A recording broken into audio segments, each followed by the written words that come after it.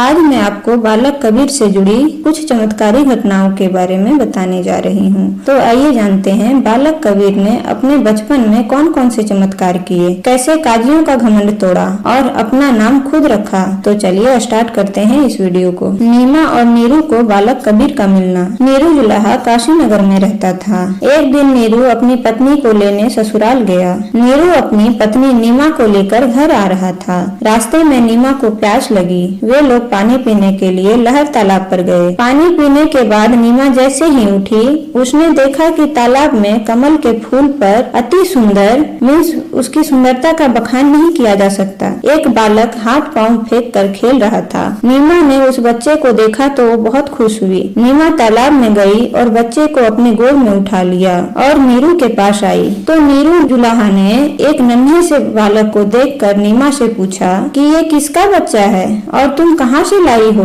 नीमा ने कहा इसे उसने तालाब में पाया है। नीरू ने कहा इसे जहाँ से लाई हो वहीं रखाओ। मगर नीमा ने कहा कि इतने सुंदर बच्चे को मैं अपने पास रखूंगी। तो नीरू ने अपनी पत्नी से कहा मुझ पर हंसेंगे लोग, कहेंगे कि गौना में अपनी पत्नी के साथ एक बच्चा भी ले आया। नीरू को समाज का डर लग रहा था। नीरू ने जब बच्चे को छोड़ने के लिए कहा तो नीमा उसकी बात मानने के लिए तैयार नहीं थी। तब नीरू उसको मारने पीटने पर मजबूर हो गया और फटकार लगाने लगा। नीमा चुपचाप खड़ी होकर सोच रही थी। इतने में बालक खुद बोल उठा, हे नीमा, मैं तुम्हारे पूर्व जन्म के प्रेम के कारण तुम्हारे पास आया हूँ। तुम मुझे मत फेंको और अपने घर ले चलो। अगर तुम मुझे अपने घर ले गई तो मैं तुम्हें आवागमन के चक्र से छुड़ा करके मुक्त कर दूंगा। तुम्हारे सारे दुख में हर लूंगा। बालक के इस तरह बोलने से नीमा निडर हो गई और अपने पति से नहीं डरी। तब नीरू ने भी बालक की बात सुनकर कुछ नहीं बोला और वे दोनों बच्चे को लेकर अपने घर आ गए। काशी के लोगों को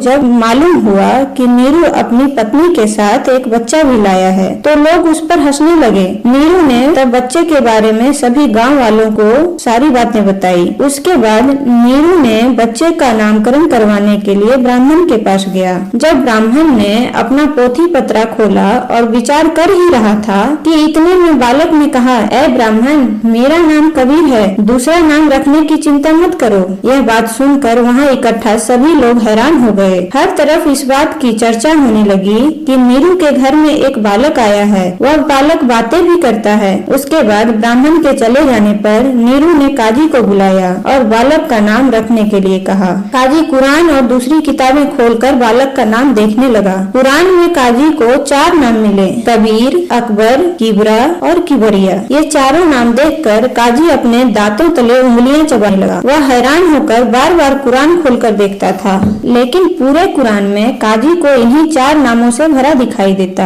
काजी सोचने लगा कि ये 4 नाम तो खुदा के हैं। काजी बहुत चिंता में डूब गया कि क्या करना चाहिए। अब हमारे धर्म की प्रतिष्ठा दांव पर लग गई है और इस बात का पता काशी के सभी काजियों को लगा तो सभी बहुत बेचैन हुए और वे लोग कहने लगे कि बहुत चिंता का विषय है, सारे कुरान में कबीर ही कबीर लिखा है। तो सभी सोचने लगे कि क्या उपाय किया जाए कि इस जुलाहे के बच्चे का इतना बड़ा नाम न रखा जा सके। फिर काजियों ने कुरान खोलकर देखा तो अब भी वही 4 नाम ही दिखाई दे रहा था। काजियों ने नाम के बारे में कई उपाय ढूंढे पर कुछ समझ नहीं आया। तो आपस में विचार करके नीरू से कहा कि तुम इस बालक को अपने घर के अंदर ले जाकर मार डालो, नहीं तो तुम काफिर हो जाएगा। जुलाहा काजियों की बात में आ गया और वह कबीर को मारने के लिए अपने घर के अंदर ले गया। नीरू जुलाहा ने जैसे ही कबीर के गले में चाकू मारा, वह चाकू गले के एक ओर से दूसरी ओर पार निकल गई, पर ना कोई जख्म हुआ